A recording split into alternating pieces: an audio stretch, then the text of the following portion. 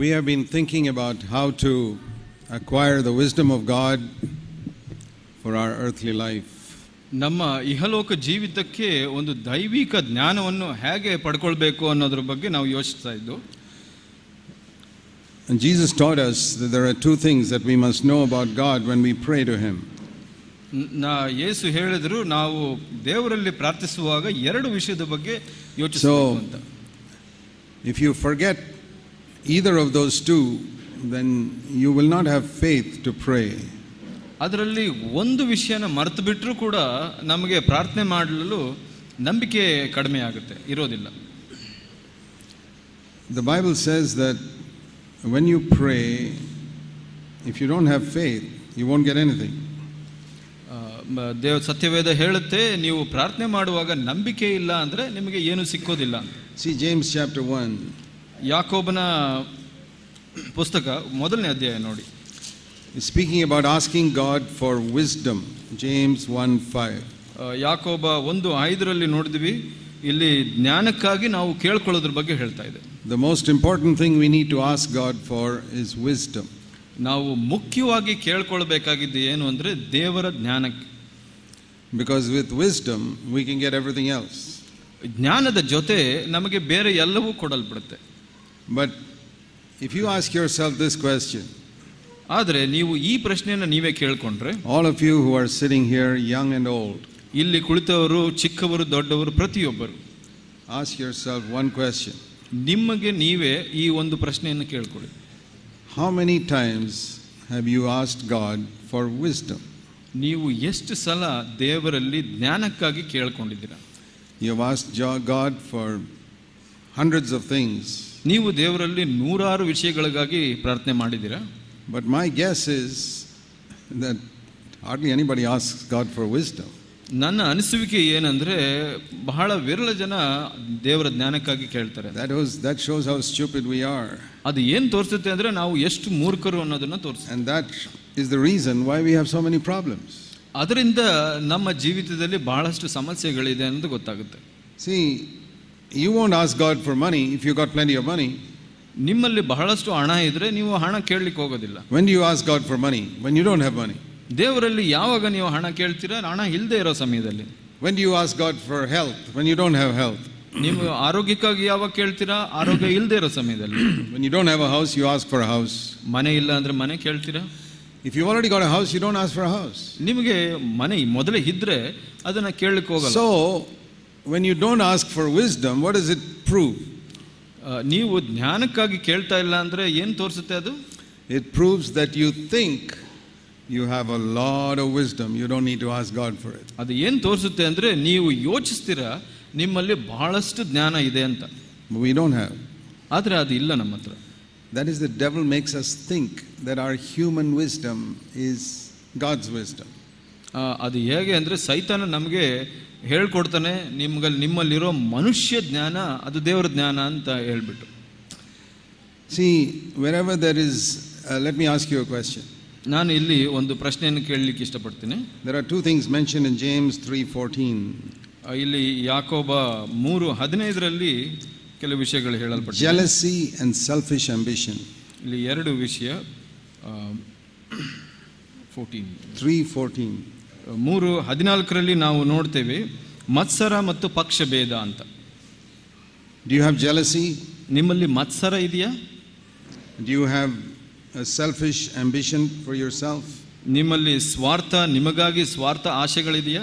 Then it says in verse 15, that is an earthly wisdom. ಅದು ಭೂಸಂಬಂಧವಾದ ಜ್ಞಾನ ಅಂತ ಹೇಳುತ್ತೆ. But if we want God's wisdom, it says in James 1:5, we must ask for it. ಆದರೆ ಯಾಕೋಬ 1:5 ಹೇಳುತ್ತೆ ದೇವರ ಜ್ಞಾನ ಬೇಕಿದ್ರೆ ನೀವು ದೇವರನ್ನು ಕೇಳಬೇಕು ಅಂತ. It says in James 1:6, we must ask in faith. 1:6 ಹೇಳುತ್ತೆ ನೀವು ನಂಬಿಕೆಯಿಂದ ಕೇಳಬೇಕು ಅಂತ. And then it says, if you don't ask in faith, ನಂತರದ ವಚನದಲ್ಲಿ ಹೇಳುತ್ತೆ ನೀವು ನಂಬಿಕೆ ಇಲ್ಲದೆ ಕೇಳಿದ್ರೆ, then verse 7, you will receive nothing from the Lord. ನೀವು 7ನೇ ವಚನದಲ್ಲಿ ಹೇಳುತ್ತೆ ನೀವು ಕರ್ತನಿಂದ ಏನನ್ನೂ ಪಡೆಯುವುದಿಲ್ಲ ಅಂತ. You will receive nothing if you don't ask in faith. ನೀವು ನಂಬಿಕೆ ಇಲ್ಲದೆ ಕೇಳಿದ್ರೆ ನಿಮಗೆ ಏನೂ ಸಿಕ್ಕೋದಿಲ್ಲ ಕರ್ತನಿಂದ ಅಂತ ಹೇಳುತ್ತೆ. when we pray to God, ನಾವು ಕರ್ತನಲ್ಲಿ ಪ್ರಾರ್ಥಿಸಿದಾಗ there are only two things we must check in our heart. ನಾವು ಎರಡು ವಿಷಯಗಳನ್ನ ಪರೀಕ್ಷಿಸಿಕೊಳ್ಬೇಕು ನಮ್ಮ ಜೀವಿತ. First of all, Psalm 66 verse 18. ಕೀರ್ತನೆ 66:18 ಹೇಳುತ್ತೆ, before you pray, ನೀವು ಪ್ರಾರ್ಥನೆಗೆ ಮೊದಲು anything, ಯಾವುದಕ್ಕೆ ಅದು ಕೇಳಬೇಕು, for wisdom or healing or money or job or anything, ಕೆಲಸ, ಜ್ಞಾನ, ಮನೆ, ಏನಕ್ಕಾದರೂ first you must check in Psalm 66:18, do you have any sin in your heart? 66:18 ಹೇಳೋ ಪ್ರಕಾರ ನಿಮ್ಮ ಹೃದಯದಲ್ಲಿ ಪಾಪ ಯಾವುದಾದ್ರೂ ಇದೆಯಾ ಅಂತ. If you got sin in your heart, it says the Lord will not even hear. ಇಲ್ಲಿ ಹೇಳುತ್ತೆ, ನಿಮ್ಮ ಹೃದಯದಲ್ಲಿ ಪಾಪವಿದ್ದರೆ ದೇವರು ನಿಮ್ಮ ಪ್ರಾರ್ಥನೆಯನ್ನು ಕೇಳಿಸ್ಕೊಳ್ಳೋದೇ ಇಲ್ಲ ಅಂತ. It doesn't say the Lord won't answer, it says he won't even hear. ಅಲ್ಲಿ ಉತ್ತರ ಕೊಡೋದಿಲ್ಲ ಅಂತ ಹೇಳಲ್ಲ, ನಿಮ್ಮ ಪ್ರಾರ್ಥನೆಯನ್ನು ಕೇಳೋದೇ ಇಲ್ಲ ಅಂತ ಹೇಳುತ್ತೆ. It's like saying God won't even pick up the telephone to listen to you. ಇದು ಹೀಗೆ ಹೇಳ್ಬೋದು, ದೇವರು ಆ ಫೋನ್ ರಿಸೀವರ್ನ ಎತ್ಕೊಳ್ಳೋದೇ ಇಲ್ಲ ಅಂತ. That is why we have to be careful before we pray that all sin we have confessed. ಅದಕ್ಕಾಗಿ ನಾವು ಜಾಗೃತೆಯಾಗಿರಬೇಕು, ನಮ್ಮ ಜೀವಿತದಲ್ಲಿ ಯಾವ ಪಾಪನೂ ಅರಿಕೆ ಮಾಡದೇ ಇರಬಾರ್ದು ಅಂತ. And we must also make sure that if we have hurt somebody, we have go and ask that person's forgiveness. Otherwise, again, the Lord says he will not hear. ನಾವು ಒಂದು ವಿಷಯದಲ್ಲಿ ಜಾಗೃತರಾಗಿರ್ಬೇಕು, ನಾವು ಯಾರಿಗಾದ್ರೂ ನೋವನ್ನು ಉಂಟು ಮಾಡಿದ್ರೆ ಅವರಲ್ಲಿ ಕ್ಷಮೆ ಕೇಳಿರ್ಬೇಕು. That is a sin. ಅದು ಪಾಪ. We have hurt somebody. ಇವರು ಬೇರೆಯವರಿಗೆ ನೋವನ್ನು ಉಂಟು ಮಾಡಿದ್ರು. And Jesus said, ಯೇಸು ಹೇಳಿದರು Matthew 5:23, ಮತ್ತಾಯ 5:23, when you come and pray, ನೀವು ಪ್ರಾರ್ಥಿಸಿದಾಗ you remember your brother has got something against you because you hurt him.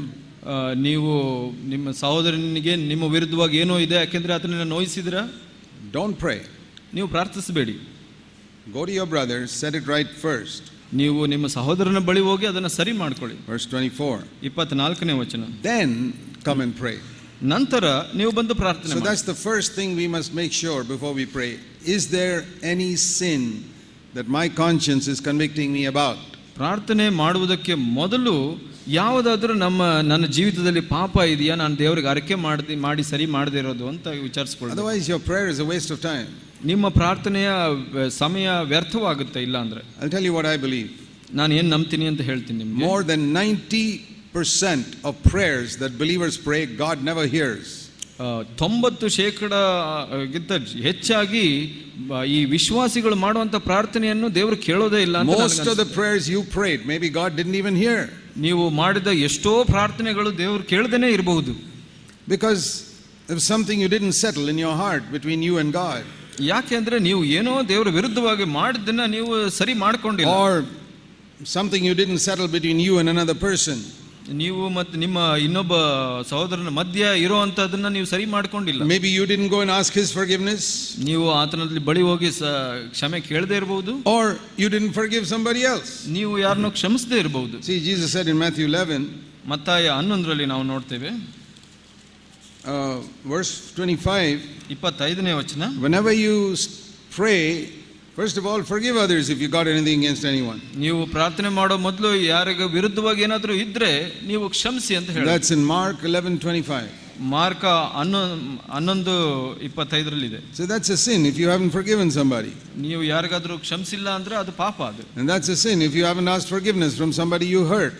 ನೀವು ನೋಯಿಸಿದವರ ಹತ್ರ ಕ್ಷಮೆ ಕೇಳಿಲ್ಲ ಅಂದ್ರೆ ಅದು ಕೂಡ ಪಾಪ ಆಗುತ್ತೆ. So that's the first thing I need to check before I pray for anything.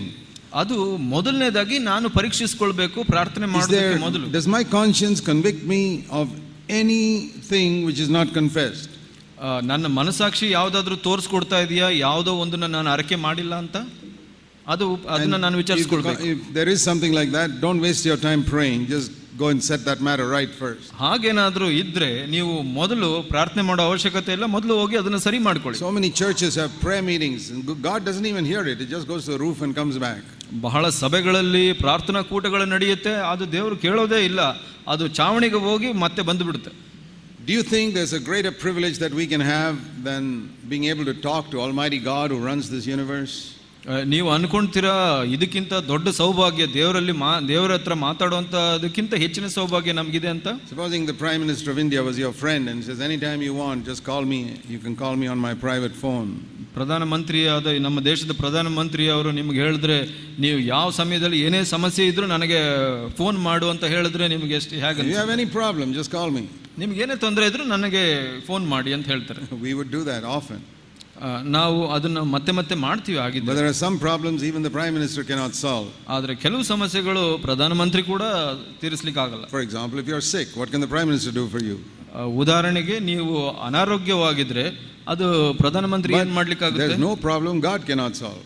ಆದರೆ ದೇವರಲ್ಲಿ ಯಾವುದೇ ಸಮಸ್ಯೆಯನ್ನು ತೀರಿಸಲಿಕ್ಕೆ ಸಾಧ್ಯ ಇಲ್ಲದೆ ಇರೋದು ಯಾವುದಿಲ್ಲ. There are only two conditions. ಆದರೆ ಎರಡು ನಿಯಮಗಳಿದೆ. One, ಮೊದಲನೇದು, you must get rid of all sin that your conscience tells you about. ನಿಮ್ಮ ಮನಸಾಕ್ಷಿ ಹೇಳುವಂತ ಎಲ್ಲಾ ಪಾಪಗಳನ್ನ ತೀರಿಸಿಬಿಡಬೇಕು, ಮುಗಿಸಿಬಿಡಬೇಕು. If you have not forgiven somebody, ನೀವು ಯಾರನ್ನಾದ್ರೂ ಕ್ಷಮಿಸಿಲ್ಲ you ಅಂದ್ರೆ, haven't asked forgiveness, ನೀವು ಕ್ಷಮೆ ಕೇಳಿಲ್ಲ ಅಂದ್ರೆ, or some other wrong thing you did not confess to God, ನೀವು ಯಾವುದೋ ಒಂದು ತಪ್ಪು ಕಾರ್ಯ ಮಾಡಿದಿರೋ ದೇವರಿಗೆ ಅದನ್ನ ಅರಿಕೆ ಮಾಡಿಲ್ಲ, settle all that. ಎಲ್ಲವನ್ನೂ ಸರಿ ಮಾಡಿಕೊಳ್ಳಿ. Even if it takes a little time, ಸಮಯ ತಗೊಂಡ್ರು ಪರವಾಗಿಲ್ಲ. Then pray. Then even a half a minute prayer will bring an answer. ನಂತರ ಪ್ರಾರ್ಥಿಸಿ. ಅರ್ಧ ನಿಮಿಷ ಮಾಡಿದ ಪ್ರಾರ್ಥನೆ ಕೂಡ ಅದಕ್ಕೆ ಉತ್ತರ ಇರುತ್ತೆ. Don't think that God hears prayer only if you pray for a long time. ನೀವು ಯೋಚನೆ ಮಾಡಬೇಡಿ ನಾನು ಉದ್ದನೆಯ ಪ್ರಾರ್ಥನೆ ಮಾಡಿದ್ರೆ ಮಾತ್ರ ದೇವರು ಕೇಳ್ತಾರೆ ಅಂತ. That's what the non-Christians think. ಅವಿಶ್ವಾಸಿಗಳು ಹಾಗೆ ತಿಳ್ಕೊಂತಾರೆ. See, it says in Matthew 6:7, ಮತ್ತಾಯ 6:7 ಹೇಳುತ್ತೆ that the heathen think that they'll be heard because they spoke many words. So ಅಜ್ಞಾನಿಗಳು ತಿಳ್ಕೊಂತಾರೆ ಬಹಳ ಮಾತುಗಳನ್ನಾಡಿದ್ರೆ ದೇವರು ಪ್ರಾರ್ಥನೆ ಕೇಳ್ತಾರೆ. Oh, I prayed for 1 hour. God definitely has to answer me. ನಾನು 1 ಗಂಟೆಗಳ ಕಾಲ ಪ್ರಾರ್ಥನೆ ಮಾಡಿದೆ, ದೇವರು ನಿಜವಾಗಿ ಕೇಳಿಸ್ಕೊಂತಾರೆ ನನ್ನ ಪ್ರಾರ್ಥನೆ ಅನ್ಕೊಂತಾರೆ. It's not true. ಇಲ್ಲ, ಇದು ಸತ್ಯ ಅಲ್ಲ. Question is whether God hears you or not. ಮುಖ್ಯವಾದ ಪ್ರಶ್ನೆ ಏನಂದ್ರೆ ದೇವರು ನಿಮ್ಮ ಪ್ರಾರ್ಥನೆ ಕೇಳಿದಾರಾ ಇಲ್ವಾ. And if you keep your heart always free from sin, ನಿಮ್ಮ ಹೃದಯನ ಯಾವಾಗಲೂ ಪಾಪದಿಂದ ವಿಮುಕ್ತಿಯಾಗಿಟ್ಕೊಂಡ್ರೆ, as soon as you fall you confess. ಅದರ ಅರ್ಥ ಏನಂದ್ರೆ ನೀವು ಯಾವುದೇ ಒಂದು ಪಾಪ ಮಾಡಿದ್ರೆ ಅದನ್ನ ಅರಿಕೆ ಮಾಡ್ಬಿಡೋದು. As soon as you get a thorn in your foot you pull it out. ನಿಮ್ಮ ಕಾಲಿನಲ್ಲಿ ಯಾವುದೇ ಮುಳ್ಳು ಚುಚ್ಕೊಂಡ್ರೆ ತಕ್ಷಣ ತೆಗೆದು ಬಿಡೋದು. Then you can always talk to God. ಆವಾಗ ಯಾವಾಗಲೂ ನಾವು ದೇವರಲ್ಲಿ ಮಾತಾಡೋದು, all the time, ಯಾವಾಗಲೂ. The second condition, ಎರಡನೇ ನಿಯಮ ಏನಂದ್ರೆ faith, ನಂಬಿಕೆ. We read in Mark 11 again. Mark 11ರಲ್ಲಿ ನಾವು ಮತ್ತೆ ನೋಡ್ತೀವಿ. Verse 24, 24ನೇ ವಚನ. Whatever you pray for, believe that you'll get them, and then you get it. So ಪ್ರಾರ್ಥನೆ ಮಾಡಿ ಏನೇನು ಬೇಡಿಕೊಳ್ಳುತ್ತೀರೋ ಅದನ್ನೆಲ್ಲ ಹೊಂದಿದ್ದೇವೆಂದು ನಂಬಿರಿ, ನಿಮಗೆ ಸಿಕ್ಕುವುದೆಂದು ನಾನು ಹೇಳ್ತೇನೆ. That's the second condition. ಅದು ಎರಡನೆಯ ನಿಯಮ. Like we said earlier, if you pray and you don't believe, then you don't get anything. ಮೊದಲನೇದಾಗಿ ನಾವು ಹೇಳಿದೆವು, ನೀವು ಪ್ರಾರ್ಥನೆ ಮಾಡಿ ನಂಬಿಲ್ಲ ಅಂದ್ರೆ ನಿಮಗೇನು ಸಿಕ್ಕೋದಿಲ್ಲ. And that's the second reason why most people's prayers are not heard. ಎರಡನೇ ಕಾರಣ ಯಾಕೆ ಅಂದ್ರೆ ಬಹಳಷ್ಟು ಈ ಕಾರಣದಿಂದ ಬಹಳಷ್ಟು ಜನರ ಪ್ರಾರ್ಥನೆ ಕೇಳಲ್ಪಟ್ಟಿಲ್ಲ. They pray to God, but they think that is something very difficult for God to do. ಅವರು ದೇವರಲ್ಲಿ ಪ್ರಾರ್ಥನೆ ಮಾಡ್ತಾರೆ, ಅವ್ರು ಅಂದ್ಕೊಂತಾರೆ ದೇವರಿಗೆ ಇದು ಕಷ್ಟವಾದ ಕೆಲಸ ಅಂತ. What is unbelief? ಅಪನಂಬಿಕೆ ಅಂದ್ರೆ ಏನು? Unbelief is to believe that something you have asked for is very difficult for God to do. ಅವಿಶ್ವಾಸ ಅಂದ್ರೆ ಏನು ಅಂದ್ರೆ ನೀವು ಯಾವುದನ್ನು ದೇವರಲ್ಲಿ ಕೇಳ್ಕೊಂತೀರಾ ಮತ್ತೆ ಅಂದ್ಕೊಂತೀರಾ ದೇವರಿಗೆ ಇದು ಕಷ್ಟ ಮಾಡ್ಲಿಕ್ಕೆ. There's an Old Testament story. ಹಳೆ ಒಡಂಬಡಿಕೆಯ ಒಂದು ಕಥೆ ಇದೆ. How the Israelites came to the land of Canaan. ಇಸ್ರಾಯೇಲಿಯರು ಕಾನಾನ್ ದೇಶಕ್ಕೆ ಬಂದರು. God said, you go in and take it. ಅದನ್ನು ಹೋಗಿ ನೀವು ಆಕ್ರಮಿಸಿಕೊಳ್ಳಿ ಅಂತ ಹೇಳಿದ್ರು ದೇವರು. And they looked at all the giants. ಎಲ್ಲ ಒಂದು ದೈತ್ಯರನ್ನ ನೋಡಿ and they said, this is too difficult. ಇದು ಬಹಳ ಅಸಾಧ್ಯವಾದದ್ದು ಅಂತ. What were they saying? ಏನು ಹೇಳ್ತಾ ಇದ್ದಾರೆ ಅವರು? Even with God's help we cannot overcome these giants.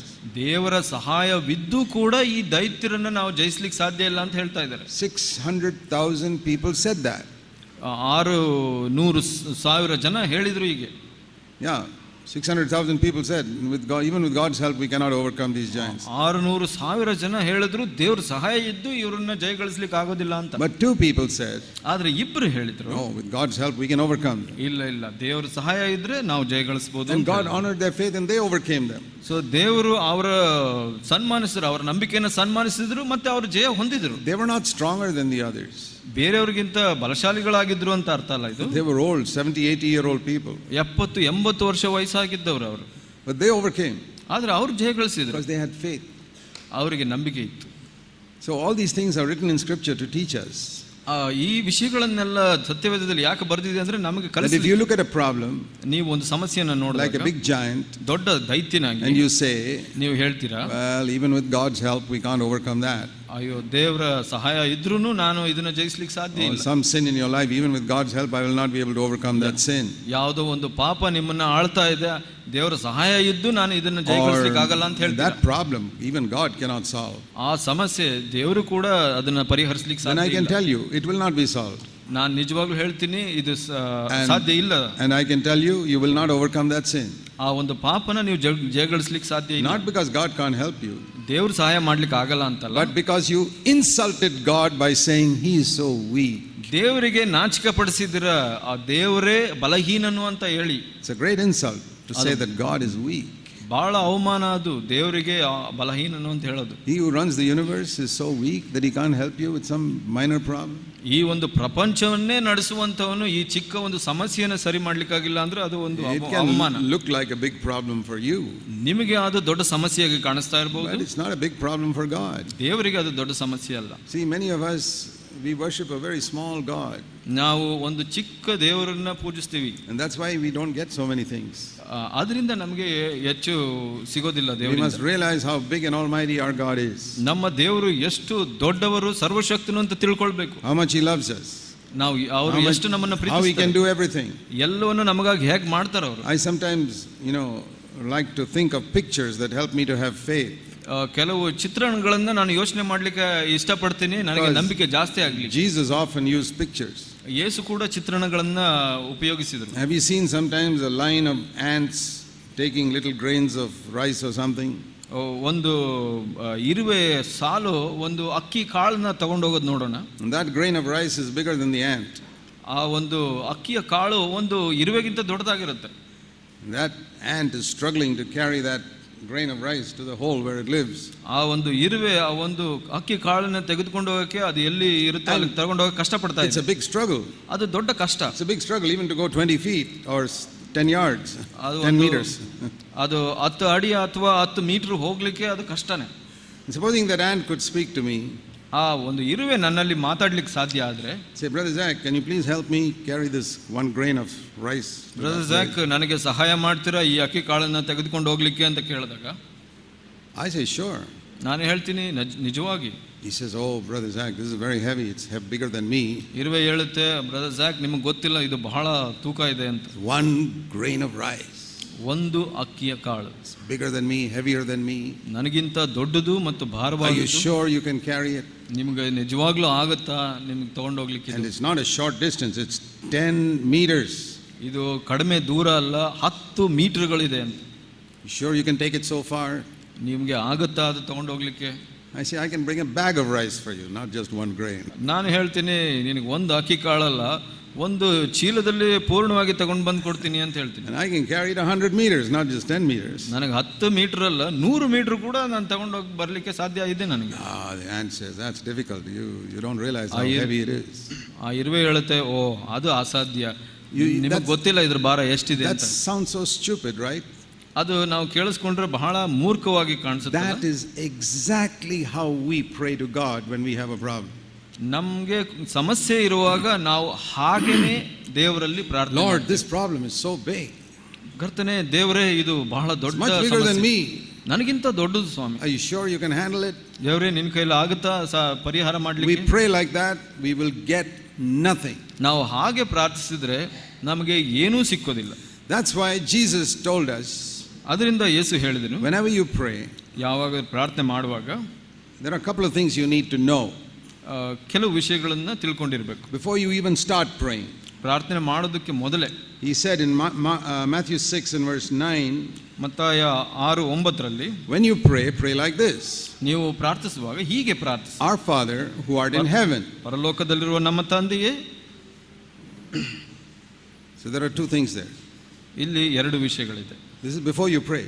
ಇದು ಪ್ರಾರ್ಥನೆಗೆ ಮೊದಲು. First of all, you must call him your Father. ಅವರನ್ನ ತಂದೆಯೇ ಅಂತ ಕರಿಬೇಕು. Why should we call him Father? ಯಾಕೆ ಅವ್ರನ್ನ ತಂದೆ ಅಂತ ಕರಿಬೇಕು? Because he said in verse 8, your Father knows all that you need even before you ask him. 8ನೇ ವಚನದಲ್ಲಿ ಹೇಳಿದ್ರು, ನಿಮ್ಮ ತಂದೆಗೆ ನೀವು ಕೇಳೋದಕ್ಕೆ ಮೊದಲೇ ಎಲ್ಲವೂ ಗೊತ್ತಿದೆ ಅಂತ. So that's wonderful to know that I'm talking to somebody who already knows my need before I ask him. ಅಂತ ತಂದೆ ಎಲ್ಲವನ್ನೂ ಅರಿತಿರೋ, ನಾವು ಕೇಳೋದಕ್ಕೆ ಮೊದಲೇ ಅರಿತಿರೋರಂತರ ಮಾತಾಡೋದು ಬಹಳ ಸರಾಗ. Then if you say he already knows your need, then why do you have to pray? ನೀವು ಹೇಳ್ತೀರಾ ನಾವು ಎಲ್ಲ ಗೊತ್ತಿದ್ರೆ ನಾವು ಯಾಕೆ ಪ್ರಾರ್ಥನೆ ಮಾಡಬೇಕು ಅಂತ. Because he wants us to talk to him. ಯಾಕಂದ್ರೆ ಆತನ ನಮ್ಮ ಹತ್ರ ಮಾತಾಡ್ಲಿಕ್ಕೆ ಇಷ್ಟ. If he gives us everything that we need without our asking, we'll never talk to him. ಆತನು ನಾವು ಕೇಳದೇನೆ ಎಲ್ಲವನ್ನೂ ಒದಗಿಸಿದ್ರೆ ನಾವು ಆತನ ಹತ್ರ ಮಾತಾಡಲ್ಲ. One of the reasons why God allows you to face so many problems is because he wants to talk to you. So ನಿಮ್ಮ ಜೀವಿತದಲ್ಲಿ ಹಲವಾರು ಸಮಸ್ಯೆಗಳನ್ನು ಎದುರಿಸಲಿಕ್ಕೆ ಯಾಕೆ ಅನುಮತಿಸ್ತಾರೆ ಅಂದ್ರೆ ನೀವು ಆತನಲ್ಲಿ ಮಾತಾಡಬೇಕು ಅಂತ. Sometimes we are so busy that we don't have time to talk to God. ಬಹಳ ಬ್ಯುಸಿ ಆಗಿರ್ತೀವಿ, ನಾವು ದೇವರ ಹತ್ರ ಮಾತಾಡ್ಲಿಕ್ಕೆ ನಮಗೆ ಸಮಯ ಇರೋದಿಲ್ಲ. That can happen to any of us. ಅದು ಯಾರಿಗೆ ಬೇಕಾದ್ರೂ ನಮ್ಮಲ್ಲಿ ಆಗ್ಬಹುದು. Maybe you're so busy with your work or making money. ನೀವು ಕೆಲಸ ಮಾಡೋದ್ರಲ್ಲಿ ಇರ್ತೀರಾ, ಹಣ ಮಾಡೋದ್ರಲ್ಲಿ ಇರ್ತೀರಾ, ನಿಮಗೆ ಸಮಯ ಇರೋದಿಲ್ಲ. Or you have time to watch so many things on television and read a lot of books and all that. TV, ಪುಸ್ತಕ ಇದೆಲ್ಲ ನೋಡೋದ್ರಲ್ಲಿ ಇರುವಾಗ ನಿಮಗೆ ಸಮಯ ಸಿಗೋದಿಲ್ಲ. You have no time to talk to God. ನಿಮಗೆ ಸಮಯನೇ ಇಲ್ಲ ದೇವರ ಹತ್ರ ಮಾತಾಡಲಿಕ್ಕೆ. Or you can be so busy, like in my case, always ministering, going here and there, and I don't have time to talk to God. ನನ್ನ ವಿಷಯವಾಗಿ ಯೋಚನೆ ಮಾಡಿದ್ರೆ ನಾನು ಸೇವೆಗೆ ಅಂತ ಅಲ್ಲಿ ಇಲ್ಲಿ ಓಡಾಡ್ತಾ ಇರುವಾಗ ನನಗೂ ಕೂಡ ಸಮಯ ಸಿಗದೆ ಇರಬಹುದು ದೇವರ ಹತ್ರ ಮಾತಾಡಲಿಕ್ಕೆ. I remember nearly 30 years ago. ನನಗೆ ನೆನಪಿದೆ, ಸುಮಾರು 30 ವರ್ಷದ ಮೊದಲು the Lord put me in hospital for about 10 days. ದೇವರು ನನಗೆ 10 ದಿವಸಗಳ ಕಾಲ ಆಸ್ಪತ್ರೆಯಲ್ಲಿ ಹಾಕಿದ್ರು. Something so small that he could have healed like that in a moment. ಬಹಳ ಸಣ್ಣ ವಿಷಯ, ದೇವರು ಹಾಗೆ ಗುಣಪಡಿಸಬಹುದಾಗಿತ್ತು. I prayed but he didn't heal me. ನಾನು ಪ್ರಾರ್ಥಿಸಿದ್ರೆ ಆದ್ರೆ ಆತನು ಗುಣಪಡಿಸಲಿಲ್ಲ. I had to go to hospital and then I was okay. ನಾನು ಆಸ್ಪತ್ರೆಗೆ ಹೋದ ನಂತರ ನನಗೆ ಸರಿ ಆಯಿತು. Then I was lying there in hospital. ಆಸ್ಪತ್ರೆಯಲ್ಲಿ ಮಲಗಿದ್ದೆ. And I said, Lord, why have you brought me here? You could have healed me. I've got to do so many things for you. ನನಗೆ ಎಷ್ಟೋ ಕೆಲಸಗಳಿತ್ತಲ್ಲ, ನಾನು ಎಲ್ಲ ಮಾಡ್ಬೋದಿತ್ತು, ನಾನು ಈ ಆಸ್ಪತ್ರೆಗೆ ಯಾಕೆ ಬಂದೆ, ಹಾಗೆ ಗುಣಪಡಿಸಬಹುದಾಗಿತ್ತಲ್ಲ ಅಂತ ಕೇಳಿದೆ. You know what the Lord said to me? ದೇವರು ಏನು ಹೇಳಿದ್ರು ಗೊತ್ತಾ? He said, I didn't bring you here to heal you. I could have healed you without bringing you to the hospital. ನಾನು ಇಲ್ಲಿ ಕರ್ಕೊಂಡು ಬಂದಿದ್ದೆ ನಿನ್ನ ಗುಣಪಡಿಸ್ಲಿಕ್ಕಲ್ಲ, ನೀನು ಇಲ್ಲಿ ಬರದೇನೆ ನಾನು ಗುಣಪಡಿಸ್ತಾ ಇದ್ದೆ. But you're running around so much, you have no time to talk to me. That's why I brought you here. ನೀನು ಇಷ್ಟೊಂದು ಓಡಾಡ್ತಾ ಇದೆಯಾ, ನಿನಗೆ ನನ್ನ ಹತ್ರ ಮಾತಾಡ್ಲಿಕ್ಕೆ ಸಮಯನೇ ಇಲ್ಲ, ಅದರಿಂದ ನಾನು ನಿನ್ನನ್ನು ಇಲ್ಲಿ ಕರ್ಕೊಂಡು ಬಂದೆ. Now you lie down here, you can't move. ನೀನು ಇಲ್ಲಿ ಮಲಗಿರೋ, ನೀನು ಓಡಾಡ್ಲಿಕ್ಕೆ ಆಗಲ್ಲ ಇವಾಗ. And for 10 days you'll be looking only up. You won't have to look anywhere else. ನೀನು 10 ದಿವಸ ಮೇಲೇನೆ ನೋಡ್ತಾ ಇರ್ತೀಯ, ನೀನು ಬೇರೆ ಎಲ್ಲೂ ನೋಡ್ಲಿಕ್ಕೆ. That's good to lie down for 10 days and just look up. ಅದು ಬಹಳ ಒಳ್ಳೆಯ ವಿಷಯ, ಮಲ್ಕೊಂಡು ಮೇಲೆ ನೋಡ್ತಾ ಇರೋದು, ಬೇರೆ ಎಲ್ಲೂ ಓಡಾಡದೆ. Those were wonderful days in my life. ನನ್ನ ಅದ್ಭುತ ದಿವಸಗಳು ಆ ದಿನಗಳು. In those days God spoke to me more clearly than almost at any time in my life. ಆ 10 ದಿವಸಗಳು ದೇವರು ಎಷ್ಟು ಸ್ಪಷ್ಟವಾಗಿ ನನ್ನ ಹತ್ರ ಮಾತಾಡಿದ್ರು ಅಂದ್ರೆ ಬೇರೆ ಎಲ್ಲಾ ದಿವಸಗಳಿಂದ ಸ್ಪಷ್ಟವಾಗಿ. Because I was not running around preaching. ಯಾಕಂದ್ರೆ ನಾನು ಪ್ರಸಂಗ ಮಾಡಕ್ಕೆ ಓಡಾಡ್ತಾ ಇರಲಿಲ್ಲ. ನಾನು Don't wait for God to put you in hospital before you start talking to him. ದೇವರು ನೀವು ಮಾತಾಡ್ತಾ ಇಲ್ಲ ಅಂತ ಆಸ್ಪತ್ರೆಗೆ ಹಾಕೋವರೆಗೆ ಕಾಯಬೇಡಿ. He is your father. ಆತನು ನಿಮ್ಮ ತಂದೆಯು. Many of you are fathers and mothers. ಇಲ್ಲಿ ಬಹಳಷ್ಟು ತಂದೆ ತಾಯಂದಿರಿದ್ದೀರಾ. How do you feel if your children never talk to you? ನಿಮಗೆ ಹೇಗೆ ಅನ್ಸುತ್ತೆ ನಿಮ್ಮ ಮಕ್ಕಳು ನಿಮ್ಮ ಹತ್ರ ಮಾತಾಡಿಲ್ಲ ಅಂದ್ರೆ? Are you happy? ನಿಮಗೆ ಸಂತೋಷನಾ? Aren't you very happy when your children come to you and say, Dad, Mom, I want to talk to you for a little while? ನಿಮಗೆ ಸಂತೋಷ ಆಗೋದಿಲ್ಲ ನಿಮ್ಮ ಮಕ್ಕಳು ಬಂದು ಅಪ್ಪ ಅಮ್ಮ ನನಗೆ ಅದು ಬೇಕು ಇದು ಬೇಕು ಅಂತ ಕೇಳಿದ್ರೆ? That's how God is. ಹಾಗೆ ದೇವರು. He loves us so much. ನಮ್ಮನ್ನು ಬಹಳವಾಗಿ ಪ್ರೀತಿಸ್ತಾರೆ. That's the very first thing you need to know. ಅದು ಮೊದಲನೇ ವಿಷಯ ನೀವು ತಿಳ್ಕೊಳ್ಬೇಕಾಗಿದ್ದು. The very first thing the Bible teaches about God is love. ದೇವರ ಬಗ್ಗೆ ಮೊದಲನೇ ವಿಷಯ ಏನು ಹೇಳುತ್ತೆ ಸತ್ಯವೇದ ಅಂದ್ರೆ ದೇವರು ಪ್ರೀತಿ ಉಳ್ಳವನು. He loves especially those who have received his son Jesus as their savior. ದೇವರು ಯಾರು ಯೇಸುವನ್ನು ತಮ್ಮ ಸ್ವಂತ ರಕ್ಷಕನಾಗಿ ಕರ್ತನಾಗಿ ಸ್ವೀಕರಿಸಿದ್ರು ಅವರನ್ನ ಬಹಳ ವಿಶೇಷವಾಗಿ ಪ್ರೀತಿಸ್ತಾರೆ. The Bible says God loves everybody in the world. ದೇವರ ವಾಕ್ಯ ಹೇಳುತ್ತೆ ದೇವರು ಎಲ್ಲರನ್ನೂ ಪ್ರೀತಿಸ್ತಾರೆ ಅಂತ. In a special way he loves his own children. ಆದ್ರೆ ಆತನ ಸ್ವಂತ ಮಕ್ಕಳನ್ನ ವಿಶೇಷವಾಗಿ ಪ್ರೀತಿಸ್ತಾರೆ. See, like you may love all the children who live in your street. ನೀವು ನಿಮ್ಮ ಮನೆ ಬೀದಿಯಲ್ಲಿ ವಾಸಿಸೋ ಎಲ್ಲ ಮಕ್ಕಳನ್ನು ನೀವು ಪ್ರೀತಿಸಬಹುದು. When my children were small, all the children in our street would come and play with them and I loved all of them. ನಮ್ಮ ಮಕ್ಕಳು ಚಿಕ್ಕವರಿದ್ದಾಗ ನನ್ನ ಮನೆ ಬೀದಿಯಲ್ಲಿದ್ದ ಎಲ್ಲ ಮಕ್ಕಳು ಆಡ್ತಾ ಇದ್ರು ಅವ್ರ ಜೊತೆನಲ್ಲಿ, ನಾನು ಎಲ್ಲರನ್ನು ಪ್ರೀತಿಸ್ತಾ But ಇದ್ದೆ. I didn't love all of them like I loved my children. ಆದ್ರೆ ಅವರು ಎಲ್ಲರನ್ನು ನನ್ನ ಮಕ್ಕಳಂತೆ ಪ್ರೀತಿಸಲಿಲ್ಲ. I can love everybody down my street, but I love my children in a special way. ನನ್ನ ಬೀದಿಯಲ್ಲಿರೋ ಎಲ್ಲ ಮಕ್ಕಳನ್ನು ನಾನು ಪ್ರೀತಿಸಬಹುದು, ಆದ್ರೆ ನನ್ನ ಮಕ್ಕಳನ್ನ ವಿಶೇಷವಾಗಿ And ಪ್ರೀತಿಸ್ತೀನಿ. that's true of all of you.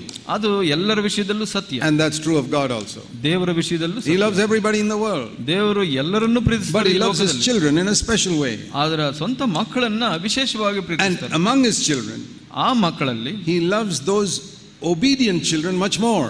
ಯಾರು ವಿಧೇಯರಾದ ಮಕ್ಕಳಿರ್ತಾರೋ ಅವರನ್ನ ಪ್ರತ್ಯೇಕವಾಗಿ So ಪ್ರೀತಿಸ್ತಾರೆ. if you want to be really loved by God, ನೀವು ದೇವರಲ್ಲಿ ವಿಶೇಷವಾಗಿ ಪ್ರೀತಿಸಲ್ಪಡಬೇಕು in the ಅಂದ್ರೆ innermost circle, ಆ ಒಂದು ಒಳಗಿನ ವೃತ್ತದಲ್ಲಿ be an obedient child. ನೀವು ದೇವರಿಗೆ ವಿಧೇಯರಾಗಿರ್ಬೇಕು, ವಿಧೇಯದ You will ಮಕ್ಕಳಾಗಿರ್ಬೇಕು. experience God's love more than other believers. ಎಲ್ಲ ಬೇರೆ ವಿಶ್ವಾಸಿಗಳಿಗಿಂತ ಹೆಚ್ಚಾಗಿ ನೀವು And ಅನುಭವಿಸ್ತೀರ ದೇವರ ಪ್ರೀತಿ.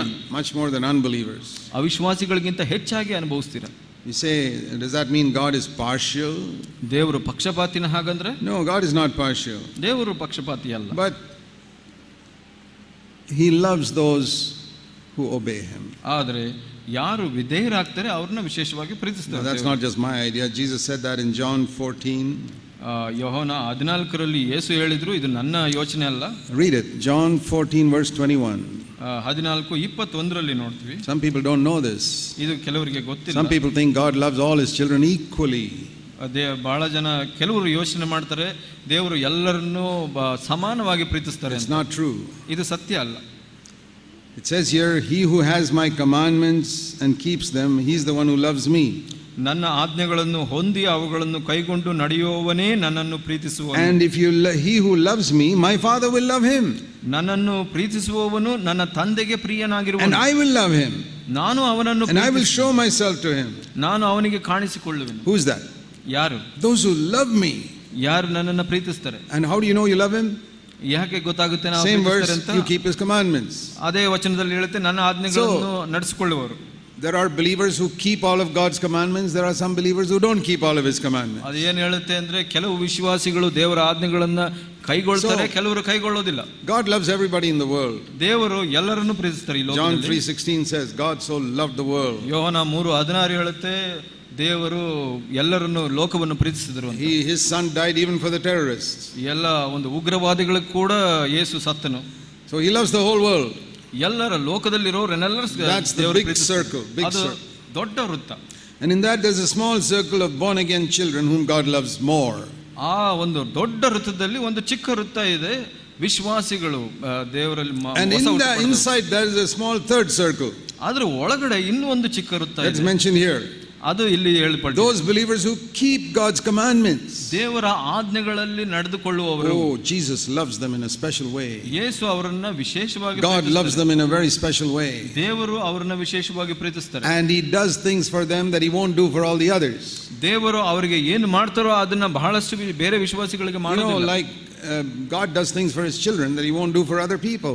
ನಿಮಗೆ ಗೊತ್ತಿದೆ, ದೇವರು ತನ್ನ ಮಕ್ಕಳಿಗೆ ಏನು ಮಾಡ್ತಾರೋ ಅದು ಬೇರೆ ಅನ್ಯ ಜನಗಳಿಗೆ ಮಾಡೋದಿಲ್ಲ. Don't you do some things for your children that you won't do for all the other children on the road? ನೀವು ನಿಮ್ಮ ಮಕ್ಕಳಿಗೆ ಏನು ಮಾಡ್ತೀರಾ ಅದು ಎಷ್ಟೋ ವಿಶೇಷವಾಗಿರುತ್ತಲ್ಲ, ಅದು ಬೇರೆ ಮಕ್ಕಳಿಗೆ ನೀವು ಮಾಡಲ್ಲ ಅಲ್ವಾ?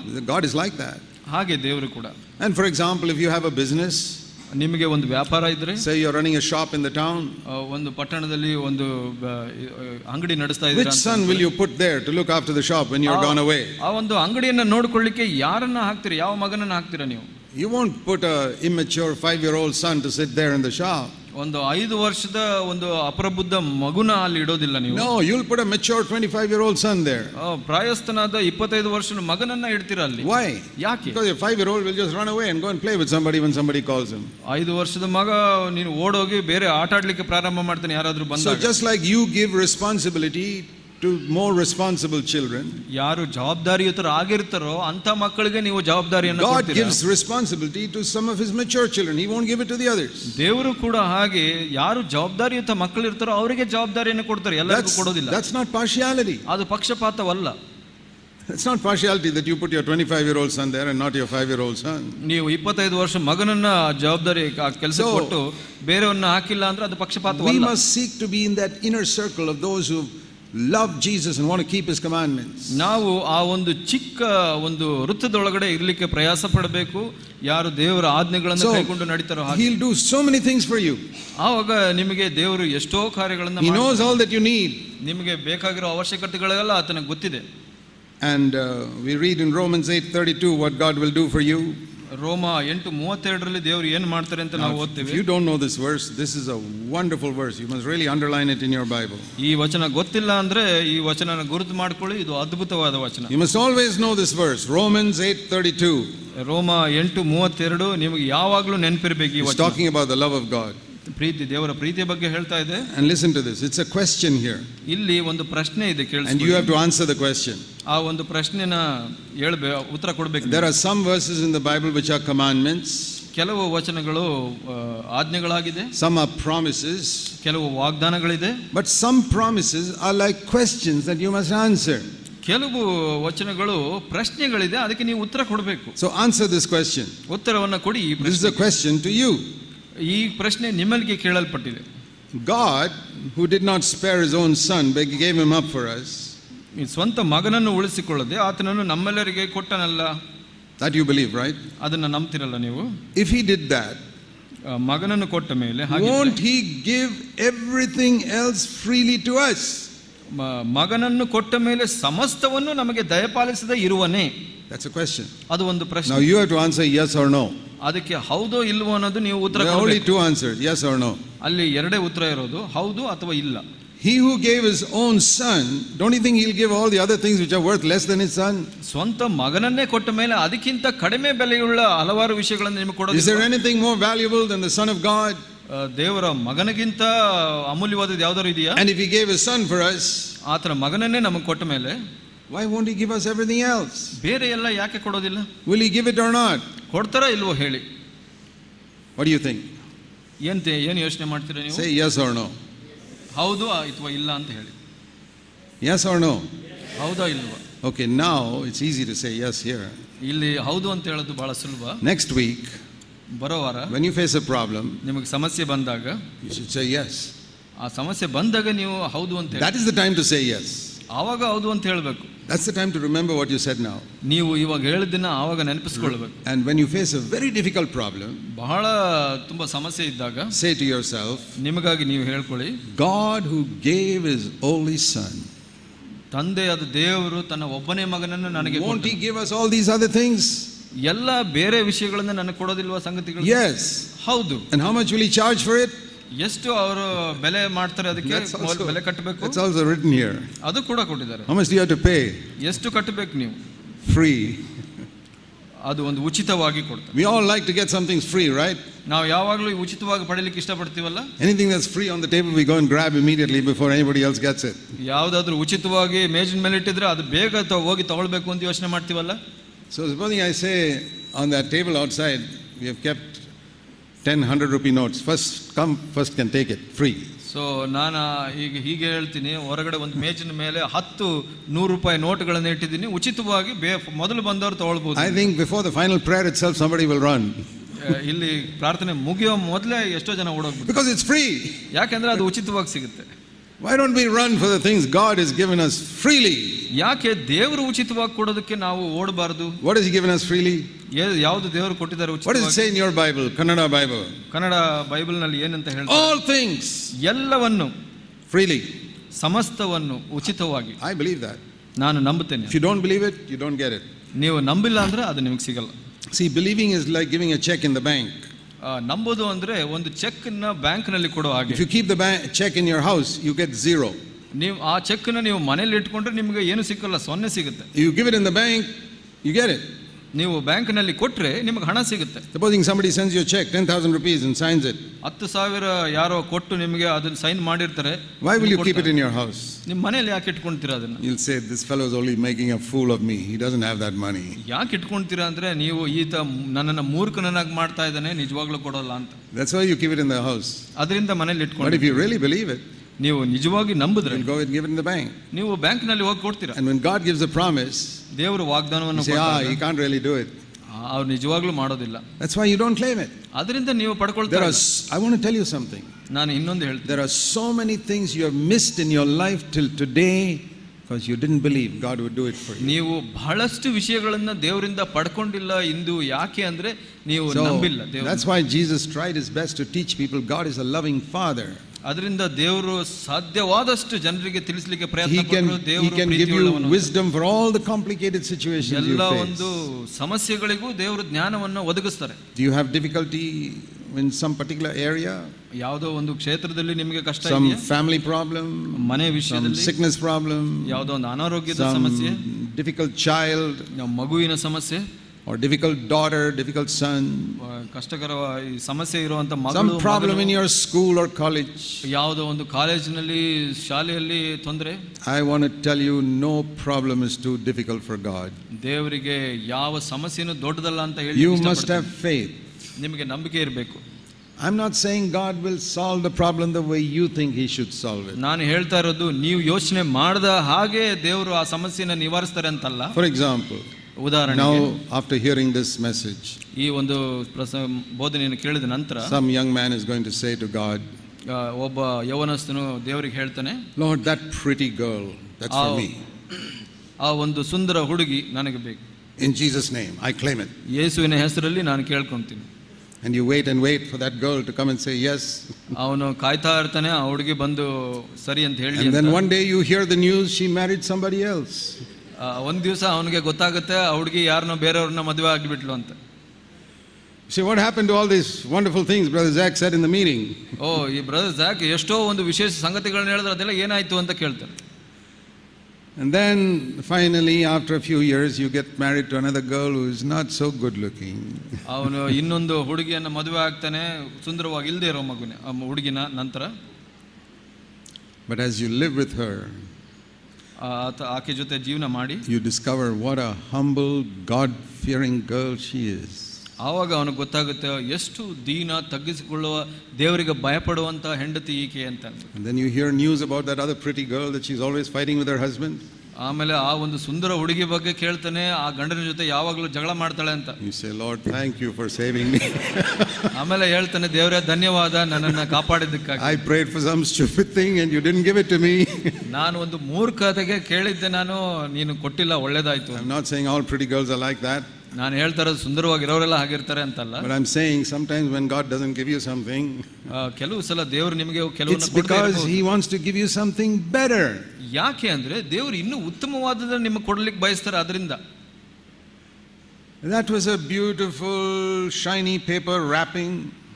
ಆ ಒಂದು that pretty girl, ಆ ಒಂದು ಸುಂದರವಾದ ಹುಡುಗಿ ಒಂದು ಒಂದು ಪಟ್ಟಣವನ್ನ ಕಟ್ಟಿರ್ತಾರ, ಒಂದು ಸುಂದರವಾದ nice beautiful wrapping paper and ribbon and all that. That's the pretty face. ಆ ಒಂದು ಹಾಳೆಯಿಂದ, ಸುಂದರವಾದ ಹಾಳೆಯಿಂದ ಕಟ್ಟಲ್ಪಟ್ಟಿದೆ, ಅದು ಸುಂದರವಾಗಿದೆ. And inside was just a stone. ಒಳಗಡೆ ಒಂದು ಕಲ್ಲು ಇರಬಹುದು. But here what God gave you was some wrapping like a newspaper wrapped up and given to you. That's your wife he gave you. ಇಲ್ಲಿ ಒಂದು ನ್ಯೂಸ್ ಪೇಪರ್ ನಿಂದ ಕಟ್ಟಿರೋ ಹಾಗೆ ಒಂದು ರ್ಯಾಪಿಂಗ್ ಇರುತ್ತೆ, ಆದ್ರೆ ಅದು ಅನ್ನ ದೇವರು ಕೊಟ್ಟಿದ್ದಾರೆ. Inside was a diamond. ಒಳಗಡೆ ನೋಡಿದ್ರೆ ಅದರ ಒಳಗಡೆ ಒಂದು ವಜ್ರ ಇದೆ. Now which would you prefer, a diamond wrapped up in a newspaper or some cheap stone wrapped up in beautiful brown, shiny blue paper? ಇಲ್ಲಿ ಯಾವುದನ್ನ ಆರಿಸ್ಕೊಂತೀರಾ? ಒಂದು ವಜ್ರ ನ್ಯೂಸ್ ಪೇಪರ್ ನಲ್ಲಿ ಸುತ್ತಿರೋದು, ಇಲ್ಲ ಅಂದ್ರೆ ಒಂದು ಕಲ್ಲು ಒಂದು ಹಾಳೆಯಲ್ಲಿ ಒಂದು ಒಳ್ಳೆಯ ಪೇಪರ್ ನಲ್ಲಿ ಸುತ್ತಿರುವಂತದ್ದ? You want to pray about that and think what you should do? ನೀವು ಏನು ಮಾಡಬೇಕು ಅಂತ ಪ್ರಾರ್ಥನೆ ಮಾಡ್ತೀರಾ ಇವಾಗ? I'm just telling you that sometimes what looks on the outside is not the same inside.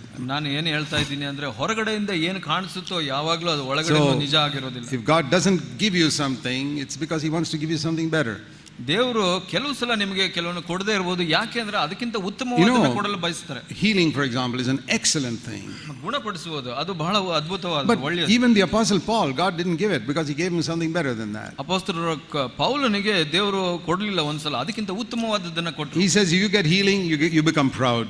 ನಿನಗೆ ಒಂದು ಸ್ವಸ್ಥತೆ ಸಿಕ್ಕಿದ್ರೆ ನೀನು ಅಹಂಕಾರಿ ಆಗ್ತೀಯ. I'll keep you sick and humble. Paul, which do you want? ನಾನು ನಿನಗೆ ಅನಾರೋಗ್ಯ ಕೊಡ್ತೀನಿ, ಆದ್ರೆ ನೀನು ದೀನನಾಗಿರ್ತೀಯ, ಯಾವುದು ಬೇಕು ನಿನಗೆ? Paul said, I'm happy. Give me humility. That's more important. ಪೌಲನು ಹೇಳಿದ, ನನಗೆ ದೀನತ್ವ ಕೊಡು, ಅದು ಬಹಳ ಮುಖ್ಯ. So we need to understand that God is not a foolish father. ನಾವು ಏನು ಅರ್ಥ ಮಾಡ್ಕೊಳ್ಬೇಕು ಅಂದ್ರೆ ದೇವರು ಒಂದು ಮೂರ್ಖ ತಂದೆಯಲ್ಲ ಅಂತ. The second thing you need to know about God. ಎರಡನೇ ವಿಷಯ ದೇವರ ಬಗ್ಗೆ ತಿಳ್ಕೊಳ್ಬೇಕು. So what is this verse I asked you to remember? ಯಾವ ವಚನ ನಾವು ಯಾವಾಗಲೂ ನೆನಪಿಸ್ಕೊಳ್ಬೇಕು ಅಂತ ಹೇಳಿದೆ? ರೋಮ 8:32. ಈ 32. Don't forget that. ಅದನ್ನ ಮರೆತುಕೊಳ್ಬೇಡಿ. Romans 8:32. ರೋಮ 8:32. The second thing you need to know about God. ದೇವರ ವಿಷಯವಾಗಿ ಎರಡನೇದಾಗಿ ತಿಳ್ಕೊಳ್ಳಬೇಕು. Jesus said, Yesu our Father who art in heaven. ಪರಲೋಕದಲ್ಲಿರುವ ನಮ್ಮ ತಂದೆ ಅಂತ ಹೇಳಿದರು. Not just Father. ತಂದೆ ಮಾತ್ರ ಅಲ್ಲ. I have an earthly father, but he can't do much for me. ನನಗೆ ಒಬ್ಬ ಇಹಲೋಕದ ತಂದೆ ಇದ್ದಾನೆ, ಆತನಿಗೆ ಎಷ್ಟೋ ಮಾಡಲಿಕ್ಕೆ ಬರೋದಿಲ್ಲ. Even if your father is the prime minister, he can't do certain things for you. ಆತ ಪ್ರಧಾನಮಂತ್ರಿ ಆಗಿದ್ರೂ ಕೂಡ ಕೆಲವು ವಿಷಯಗಳನ್ನು ಮಾಡಲಿಕ್ಕೆ ಸಾಧ್ಯ ಇಲ್ಲ. This father is in heaven. ಆದರೆ ಈ ತಂದೆ ಪರಲೋಕದಲ್ಲಿ. So that's the second thing I must remember. ಎರಡನೇ ವಿಷಯ ಇದು ಬಹಳ ಮುಖ್ಯ. I am praying to somebody who is running this universe. ನಾನು ಯಾರಿಗೆ ಪ್ರಾರ್ಥಿಸ್ತಾ ಇದ್ದೀನಿ ಅಂದ್ರೆ ಈ ಸಮಸ್ತ ಲೋಕವನ್ನು ನಡೆಸುವಂತವನಿಗೆ. Like I told you, that ant is wondering whether I can carry this heavy 1 grain of rice for it. ಆ ಒಂದು ಇರುವೆ ಬಗ್ಗೆ ಹೇಳಿದೆ ನಾನು. ಆ ಒಂದು ಅಕ್ಕಿ ಕಾಳನ್ನು ತಗೊಂಡು ಹೋಗ್ಲಿಕ್ಕೆ ಯೋಚನೆ ಮಾಡ್ತಾ ಇದ್ದೆ. Can you believe that God can solve every problem, that every problem for you is like a grain of rice for God? ನೀವು ನಂಬುತ್ತೀರಾ ನಿಮ್ಮ ಯಾವುದೋ ಒಂದು ಸಮಸ್ಯೆ ಇದೆ, ಆ ಸಮಸ್ಯೆ ಒಂದು ಅಕ್ಕಿ ಕಾಳಿಗಿಂತ ಚಿಕ್ಕದು ಅಂತ? You know, God can turn tables like anything on the devil. ದೇವರು ಸೈತಾನನ ಮೇಲೆ ಆ ಮೇಜನ್ನ ಯಾವ ಕಡೆ ಬೇಕಾದರೂ ತಿರುಗಿಸ್ತಾರೆ. There are some beautiful stories in the Old Testament about this. ಈ ಒಂದು ವಿಷಯದ ಬಗ್ಗೆ ಬಹಳಷ್ಟು ಒಳ್ಳೆಯ ಕಥೆಗಳಿದೆ ಹಳೆ ಒಡಂಬಡಿಕೆಯಲ್ಲಿ. Sometime when you get time, ನಿಮಗೆ ಸಮಯ ಸಿಕ್ಕಿದಾಗ you must read the story of Joseph. ಯೋಸೇಫನ ಒಂದು ಕಥೆಯನ್ನು ಓದಬೇಕು ನೀವು. Genesis chapter 37 to 41, just 4-5 chapters. ಆದಿಕಾಂಡ 37ರಿಂದ 41.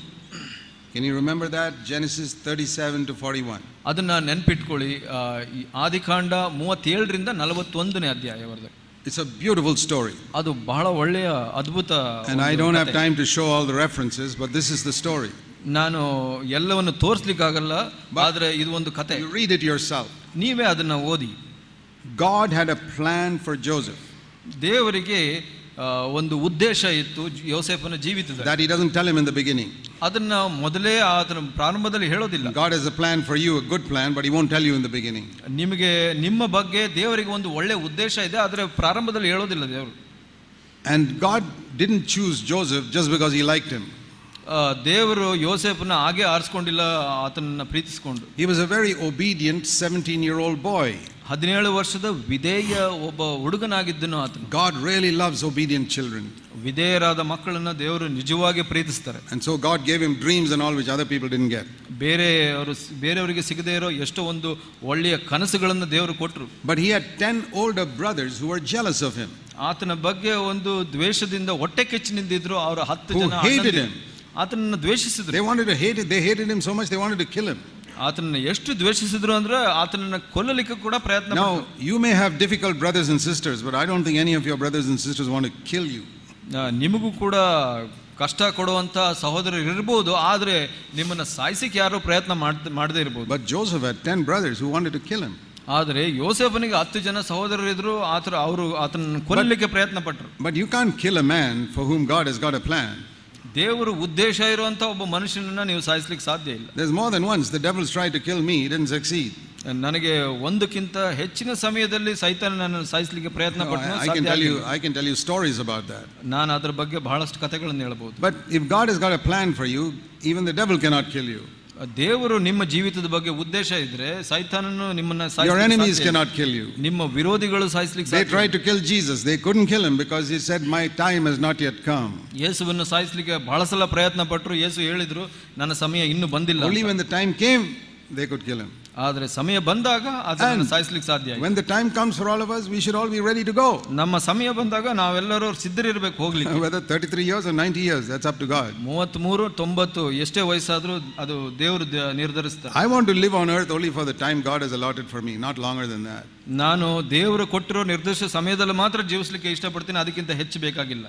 So if you live in God's will, you will not die before God's time. ದೇವರ ಇಚ್ಛೆ ಒಳಗಡೆ ನೀವು ಜೀವಿಸಿದ್ರೆ ದೇವರ ಸಮಯದ ಒಳಗಡೆ ನೀವು ಸಾಯಕ್ಕೆ ಸಾಧ್ಯ. There's a wonderful promise in Exodus chapter 23. ವಿಮೋಚನಾ ಕಾಂಡ 33ರಲ್ಲಿ ಒಂದು ವಾಗ್ದಾನವಿದೆ. All those people are afraid of death. ಯಾರು ಸಾವಿನ ಬಗ್ಗೆ ಯೋಚನೆ ಮಾಡ್ತಾರೆ, Even to ಚಿಂತೆ ಮಾಡ್ತಾರೆ, the, even ಅವರಿಗೆ to the Israelites, God gave this promise.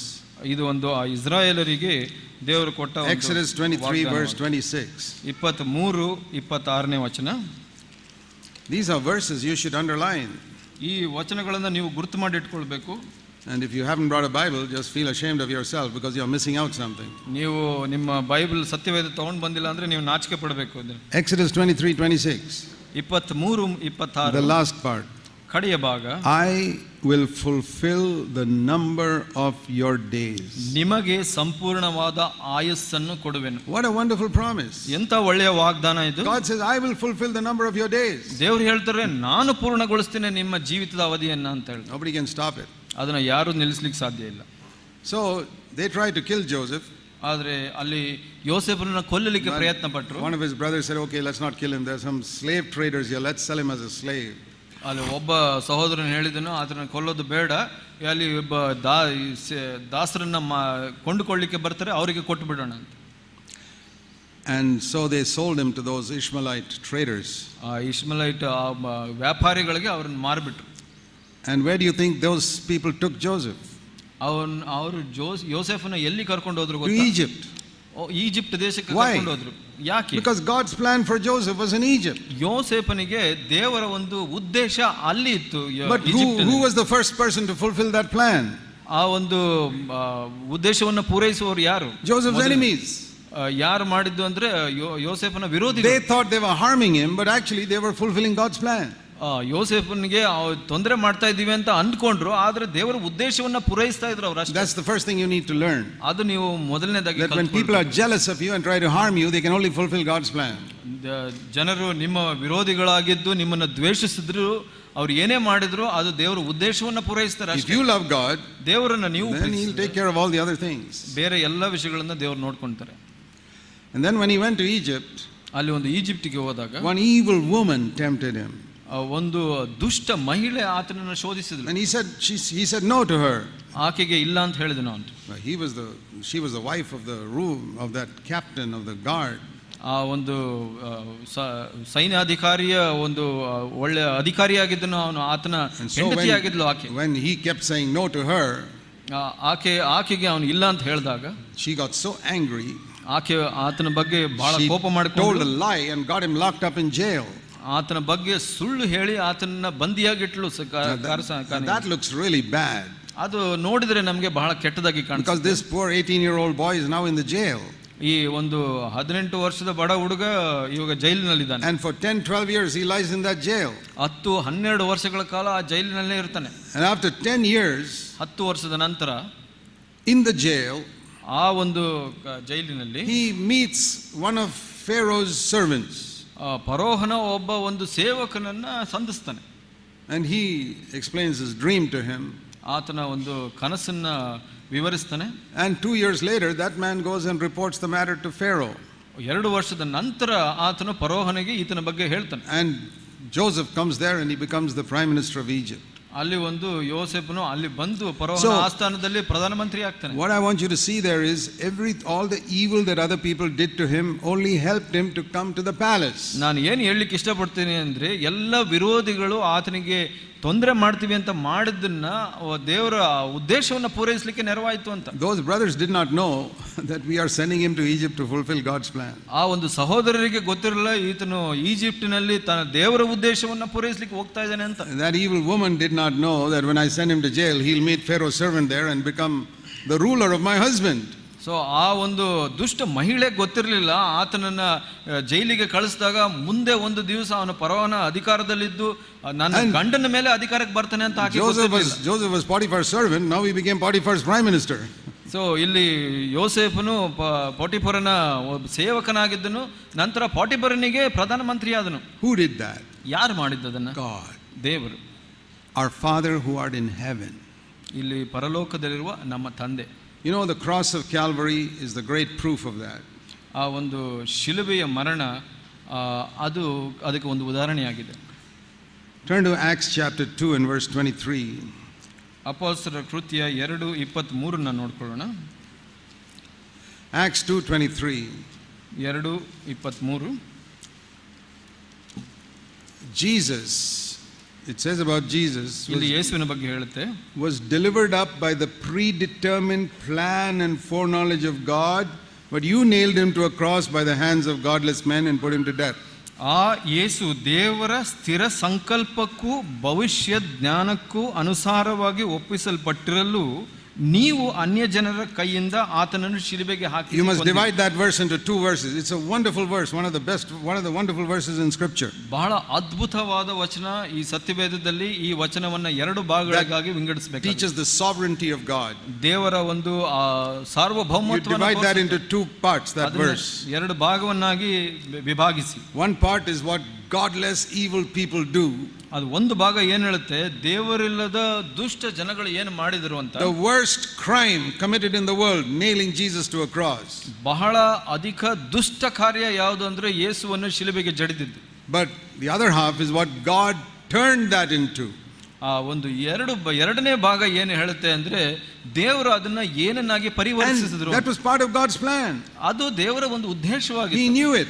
ಅದು ಗೊತ್ತಿತ್ತು ದೇವರಿಗೆ.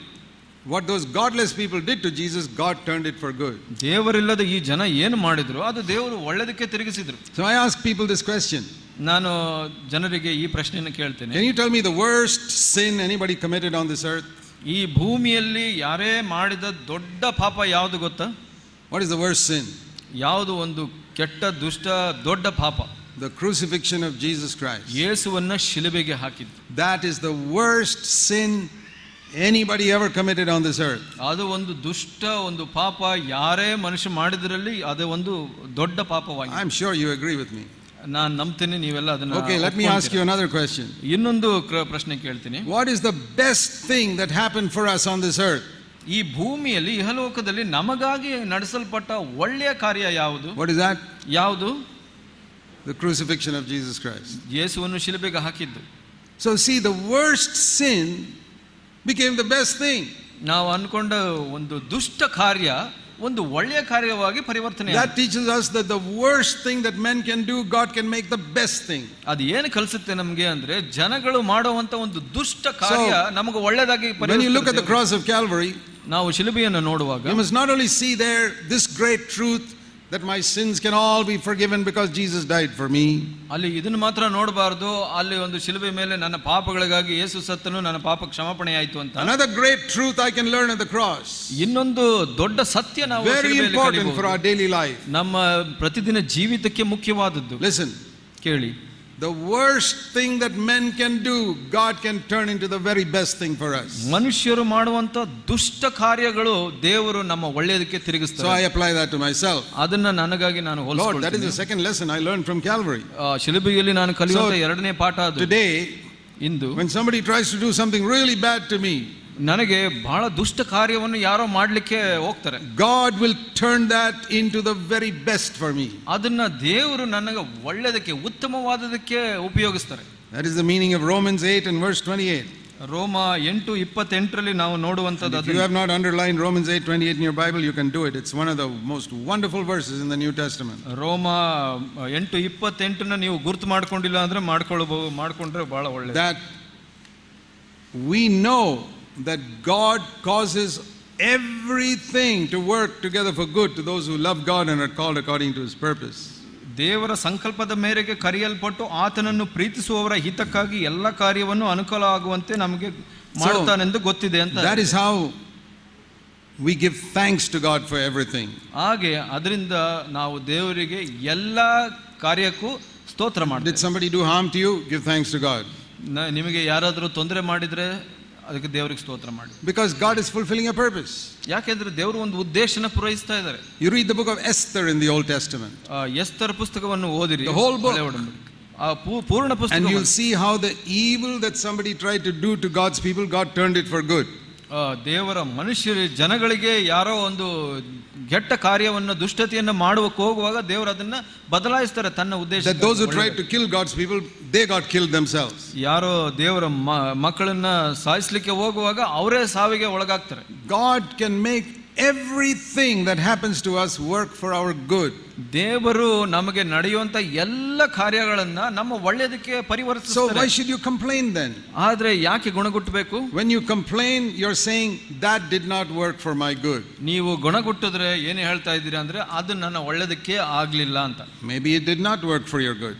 ಅದಕ್ಕೆ ನಿಮ್ಮ ಒಳ್ಳೆಯದಕ್ಕೆ ಆಗದೇ ಇರಬಹುದು. But that may be because you don't love God, because this promise is only for those who love God.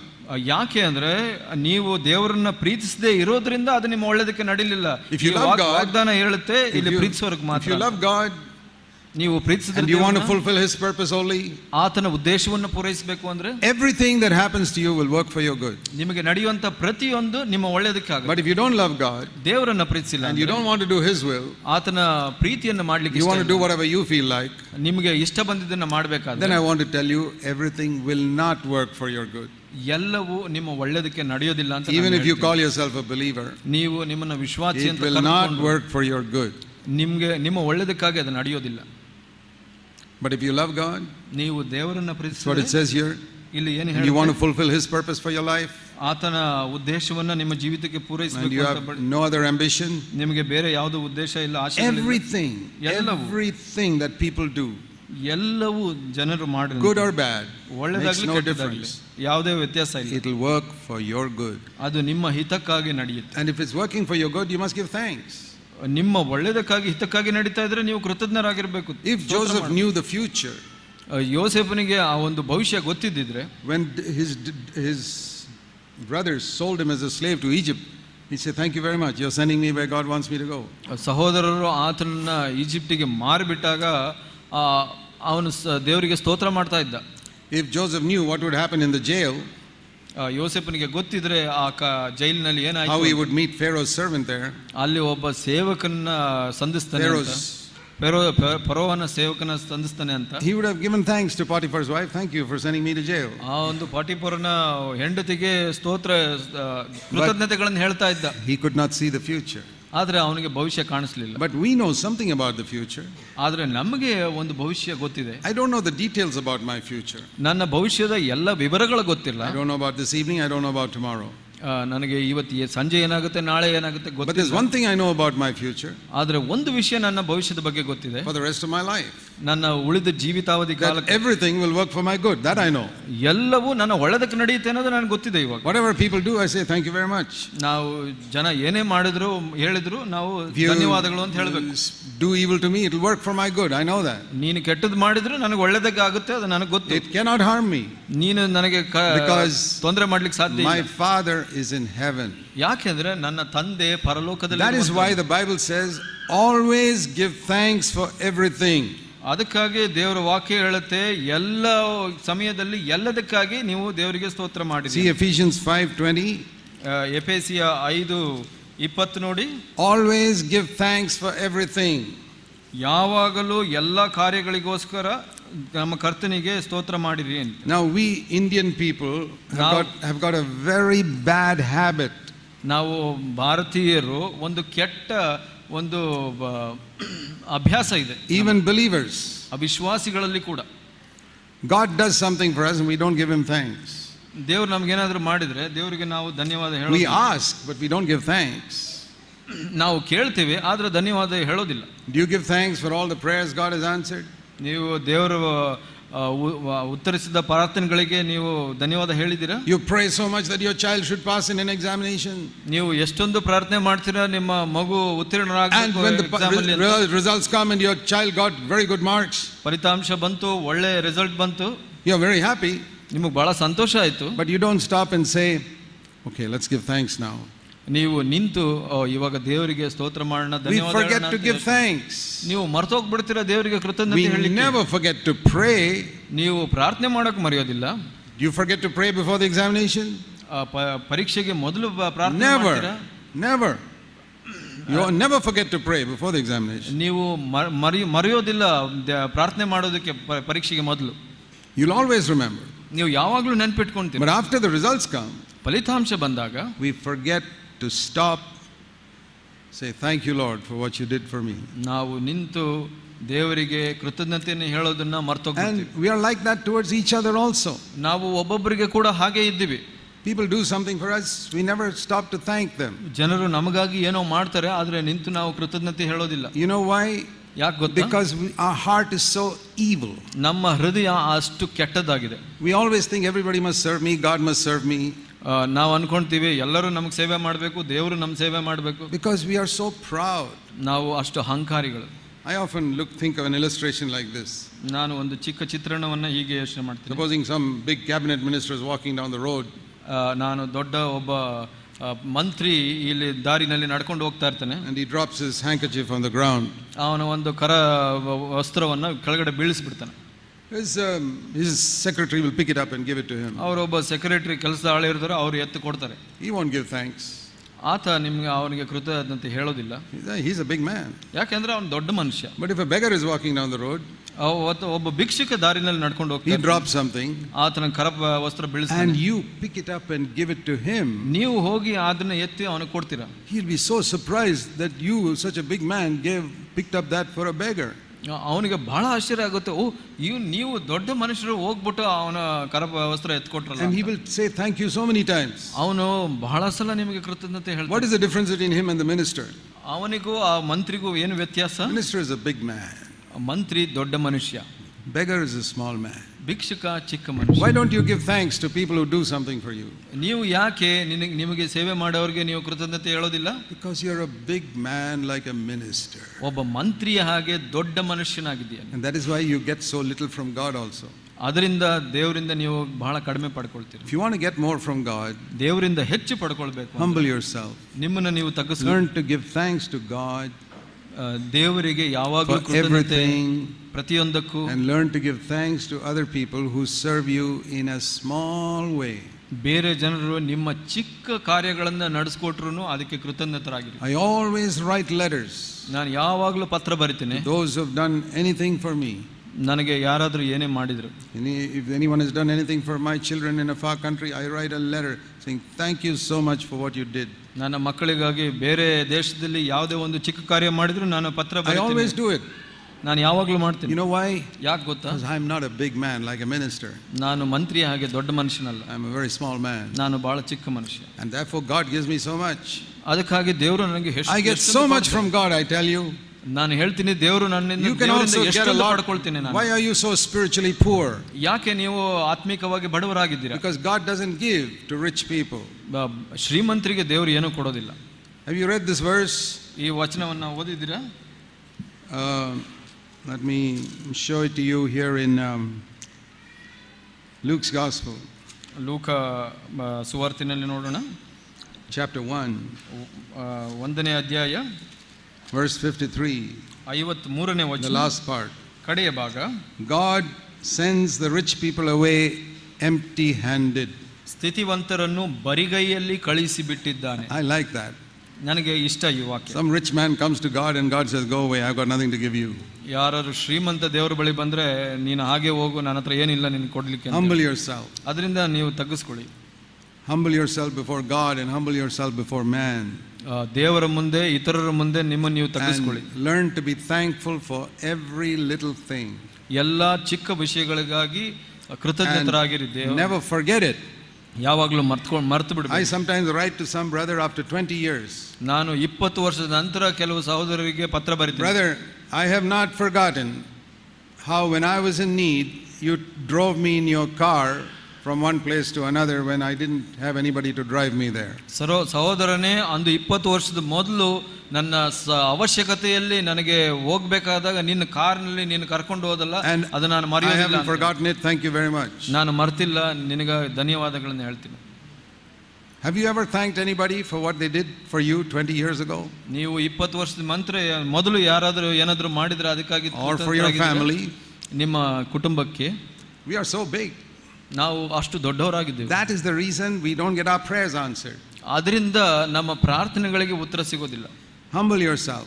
ನಿಮ್ಮನ್ನು ನೀವು ತಗ್ಗಿಸಿ, become small, ಚಿಕ್ಕವರಾಗಿ, and God, you will never go away empty-handed from God. ದೇವರಿಂದ ನೀವು ಬರಿಗೈಯಲ್ಲಿ ಹೋಗೋದಿಲ್ಲ. You will get wisdom. ನಿಮಗೆ ಜ್ಞಾನ ಸಿಗುತ್ತೆ. You can ask in faith. ನಿಮಗೆ ನಂಬಿಕೆ ಕೇಳಿದ್ರೆ ಕೊಡ್ತಾರೆ. Let's pray. ಪ್ರಾರ್ಥಿಸೋಣ. Heavenly Father, ಪರಲೋಕ ತಂದೆಯೇ, help us to acquire this wisdom from you. ಈ ಒಂದು ಜ್ಞಾನವನ್ನು ನಿನ್ನಿಂದ ಪಡ್ಕೊಳ್ಳಿಕ್ಕೆ ಸಹಾಯ from a loving Father who rules in heaven. ಈ ಒಂದು ಸರ್ವ ಲೋಕವನ್ನು ನಡೆಸುವಂತ ಪ್ರೀತಿಯ In ತಂದೆ Jesus' name. ಯೇಸುವಿನ ಹೆಸರಿನಲ್ಲಿ ಬೇಡ್ತೀವಿ. ಆಮೆನ್.